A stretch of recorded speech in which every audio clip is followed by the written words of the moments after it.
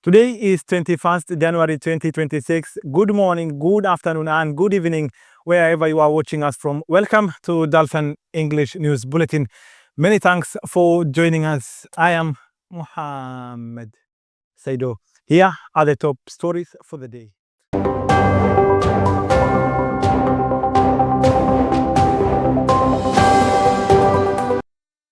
We begin with a significant shift in the Horn of Africa's security landscape.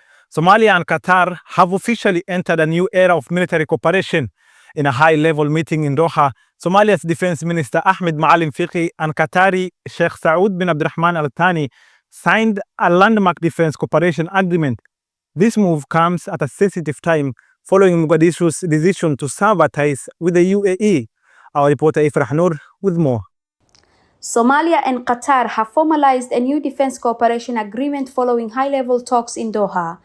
The deal was signed by Somalia's Minister of Defense, Ahmed Moallim Fiqi, and Qatar's Deputy Prime Minister and Minister of State for Defense Affairs, Sheikh Saud bin Abdurrahman Al Thani.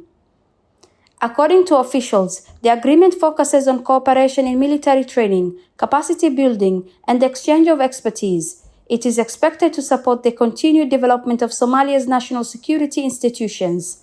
The signing comes shortly after Somalia ended its defense cooperation with the United Arab Emirates, marking a shift in its regional security partnerships. Government sources say the agreement reflects Somalia's efforts to diversify its international defense relations while strengthening its armed forces during an ongoing security transition. Turning to domestic politics, the federal government is making a major push for inclusivity ahead of next month's National Consultative Forum. Following a recommendation from President Hassan Sheikh Mohamud, the cabinet has officially invited the Somali Future Council to the table. The forum is set to kick off in Mogadishu on February 1st, as our correspondent reports. Preparations are underway for the National Consultative Forum scheduled to begin on February 1st in Mogadishu. The federal cabinet has approved the inclusion of the Somali Future Council following a recommendation from President Hassan Sheikh Mohamud. The move is aimed at broadening participation in the forum, which is expected to address key national priorities, including governance, security, and political cooperation. A ministerial committee, chaired by the Minister of Justice, has been tasked with overseeing the forum's organization, including logistics, security arrangements, and agenda setting. Officials say the forum is intended to create space for dialogue among political and civic actors at a critical moment in Somalia's state-building process. Now to a major legal victory for Somalia on the international stage.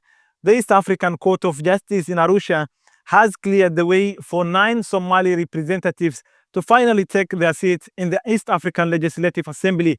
The appointment of these members had been tied up in the legal challenges, with some critics claiming the selection process was biased and lacked clan representation.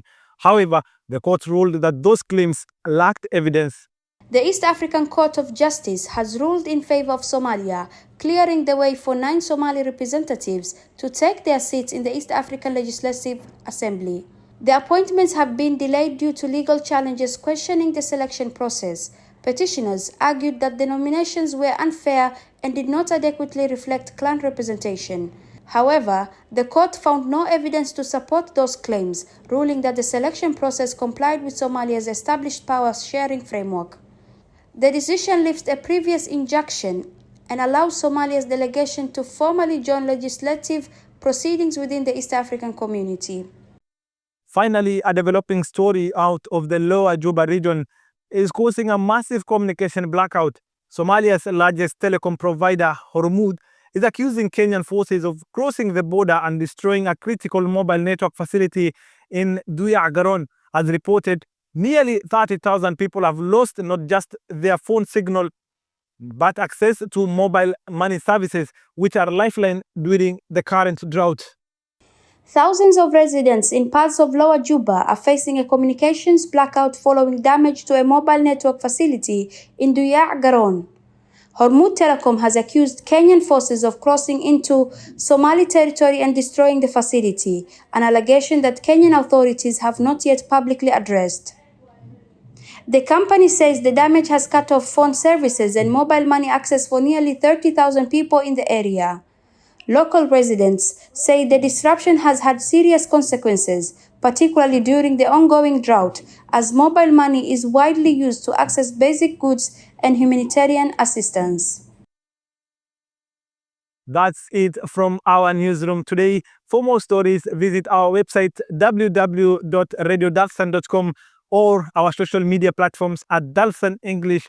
Many thanks for being with us today. I am Mohammed Saido. Take care. Till next time.